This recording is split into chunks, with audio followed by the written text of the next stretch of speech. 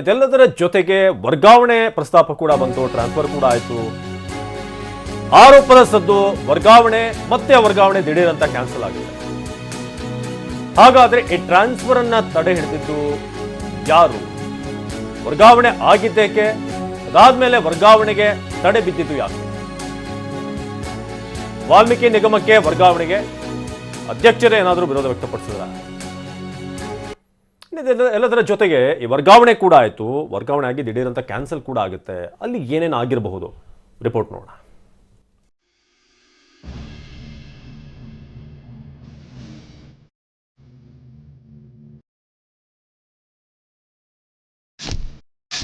ವರ್ಗಾವಣೆ ಮಾಡಿ ತಡೆ ಹಿಡಿದಿದ್ದು ಯಾಕೆ ಸರ್ಕಾರ?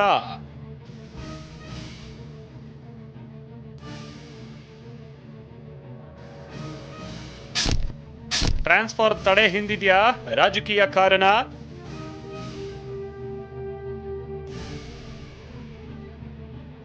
ಸಿಐಡಿ ಎಸ್ಪಿ ಆಗಿದ್ದ ರವಿ ಡಿ ಚನ್ನಣ್ಣನವರವರನ್ನ ರಾಜ್ಯ ಸರ್ಕಾರ ಕಳೆದ 3 ದಿನಗಳ ಹಿಂದೆ ವರ್ಗಾವಣೆ ಮಾಡಿತ್ತು.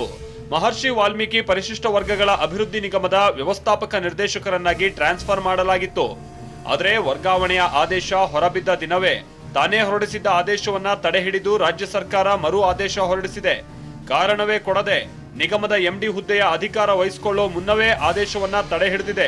ಸರ್ಕಾರದ ಆದೇಶ ತಡೆ ಹಿಡಿದಿರೋದ್ರ ಹಿಂದೆ ಬೇರೆ ಬೇರೆ ಕಾರಣಗಳು ಕೇಳಿಬರ್ತಿವೆ.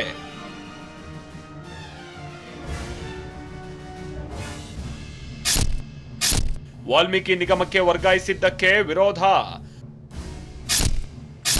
ವಾಲ್ಮೀಕಿ ನಿಗಮದ ಅಧ್ಯಕ್ಷರಿಂದಲೇ ಆದೇಶಕ್ಕೆ ತಡೆ. ಇನ್ನು ರವಿ ಚನ್ನಣ್ಣನವರವರನ್ನ ಮಹರ್ಷಿ ವಾಲ್ಮೀಕಿ ಪರಿಶಿಷ್ಟ ವರ್ಗಗಳ ಅಭಿವೃದ್ಧಿ ನಿಗಮದ ಎಂಡಿ ಆಗಿ ನೇಮಿಸ್ತಾ ಇದ್ದ ಹಾಗೆ ನಿಗಮದ ಅಧ್ಯಕ್ಷರಾಗಿರುವಂತ ಜಗಳೂರು ಶಾಸಕ ಎಸ್.ವಿ. ರಾಮಚಂದ್ರ ಗರಂ ಆಗಿದ್ರಂತೆ. ಇಷ್ಟೇ ಅಲ್ಲ, ನೇರವಾಗಿ ಸಿಎಂ ಬಸವರಾಜ ಬೊಮ್ಮಾಯಿ ಅವರನ್ನ ಭೇಟಿ ಮಾಡಿದ್ದ ರಾಮಚಂದ್ರ ನಿಗಮಕ್ಕೆ ಎಂಡಿ ಆಗಿ ವರ್ಗಾವಣೆ ಮಾಡದಂತೆ ಒತ್ತಡ ಹೇರಿದ್ರಂತೆ. ಅಲ್ಲದೆ ಒಂದು ವೇಳೆ ರವಿ ಚನ್ನಣ್ಣನವರನ್ನೇ ನೇಮಕ ಮಾಡಿದ್ರೆ ತಮಗೆ ಬೇರೆ ನಿಗಮದ ಅಧ್ಯಕ್ಷ ಸ್ಥಾನ ಕೊಡುವಂತೆ ಸಿಎಂ ಎದುರು ರಾಮಚಂದ್ರ ಹೇಳಿದ್ರು ಎಂಬ ಮಾಹಿತಿಯೂ ಇದೆ. ಹೀಗಾಗಿ ಒತ್ತಡಕ್ಕೆ ಮಣಿದಂತ ಸಿಎಂ ವರ್ಗಾವಣೆ ಆದೇಶವನ್ನ ತಡೆ ಹಿಡಿದಿದ್ದಾರೆ ಅಂತ ಹೇಳಲಾಗ್ತಾ ಇದೆ.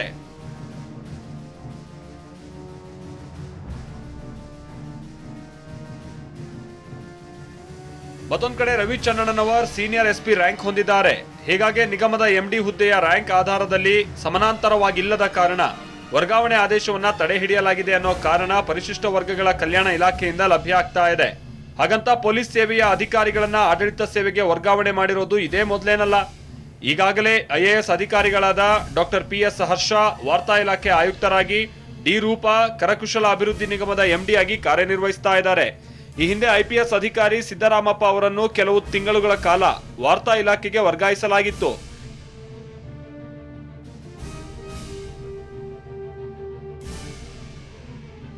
ಅಸಲಿಗೆ ರವಿ ಚನ್ನಣ್ಣನವರ ವಿರುದ್ಧ ಸೋಷಿಯಲ್ ಮೀಡಿಯಾದಲ್ಲಿ ಪರ ವಿರೋಧದ ಅಭಿಪ್ರಾಯಗಳು ಮತ್ತೆ ಆರೋಪಗಳು ಆರಂಭ ಆದ ಬಳಿಕ ರಾಜ್ಯ ಸರ್ಕಾರದ ಕಡೆಯಿಂದ ಪ್ರತಿಕ್ರಿಯೆಗಳು ವ್ಯಕ್ತ ಆಗಿಲ್ಲ.